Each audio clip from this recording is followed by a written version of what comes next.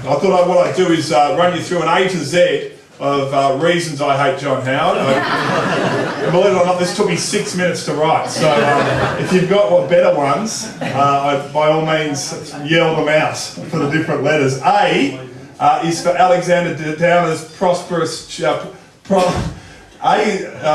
Alexander Downer's prosperous chins. A is also for the ABC board, which contains Winchuttle and Albrechtsen, and has made a joke of the national broadcaster. B is for love affair with Bush. I think my hatred of that moment crystallised at the time when George Bush does arrive in this country. Finally, it's appropriate for our Prime Minister to suck up to him on a tarmac. But where is he? He goes to the Dally M Medal to present a football award because he knows everyone will say, oh, he's so chummy with that Bush guy. And so there was actually an awful political cynicism about him going to the Dally M.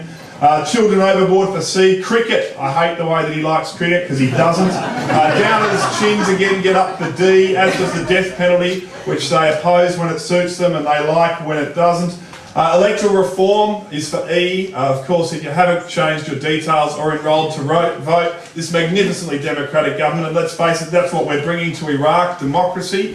These fans of democracy have made it difficult to get on the electoral roll. It's going to clamp shut on the day the election's called. It's a very little publicised and disgraceful fact. They're also hoping that prisoners won't get votes, and they've worked on that. Ethanol's there for E as well. He lied to Parliament about who he met and when. F is for the fucking Wallabies tracksuit. G is for GST, especially GST on books, foods and tampons. G is also for global warming, 11 years of inertia.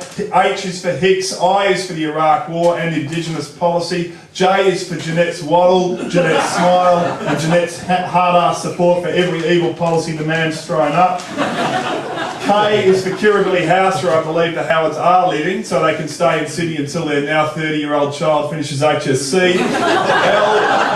L is for lies, take your pick, ethanol, Iraq, children overboard, unfair dismissal laws to remain for companies between 20 and 100 employees. M is for media reform. I think the Packers made $4 or $5 billion in a day when they changed it earlier in the year. N is for native title and Howard's destruction of all progress the High Court made through decisions like Mabo and Wick. N is also for non-core promises and the nuclear option, which we now hear has to remain open and has to be on the table. And if I hear him say that one more time, it's going to kill me. But anyway, I won't go into the long-winded explanation for that. O is for the orange-bellied parrot, represented beautifully here behind us by Tony. Of course, John Howard and his people took a great interest in one particular bird when it came to cancelling a glimmer of renewable resource being thrown out there, and it happened in the marginal electorate too. That was a coincidence. Q is for Queensland Council amalgamations. Again, he's found a little special interest in making sure that those micro levels of government survive, whilst at the same time slashing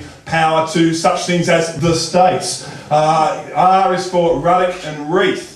Q is probably also for the Queen. We're not a republic, as most of you know. R is for Ruddock and Reith. Reith didn't have to resign after his phone card got plastered up on toilet walls in Europe. He also didn't have to resign when he couldn't take any phone calls from the Navy for 3 weeks when children hadn't been thrown overboard. Of course, he was on the Mornington Peninsula just near Tony, and Tony will tell you about the mobile reception holes around where was it? It was down near Summers, Flinders, wasn't it? That he was at where Reith said he was when he couldn't take those calls. R is also for Ruddock, brilliantly depicted over there in the poster that I'm going to grab on the way out, which is the Vivian Salon piece, as she's being Casablanca style whipped off in a plane, and Ruddock smoking there in the foreground.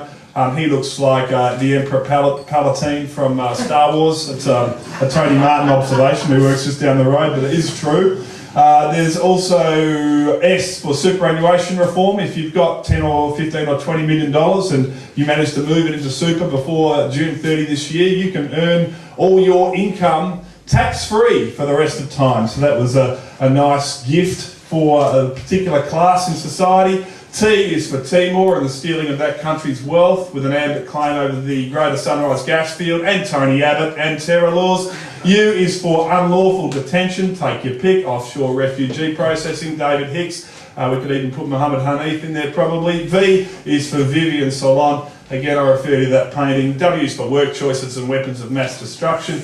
X is always for X-ray because there are so few X. But it's Camp X-ray, I guess. But Xenophobia, jeez, I only had 6 minutes. And Y is for young Howard. That's his son who got an internship at the White House. That annoyed me. It's also for young Downer, who managed to get a scholarship to Oxford with her C+ average at law school in Australia. That was a surprise, I think, to the kids who had A- and A+ averages and didn't get the scholarship. And Z is for zealot, which is what Howard is.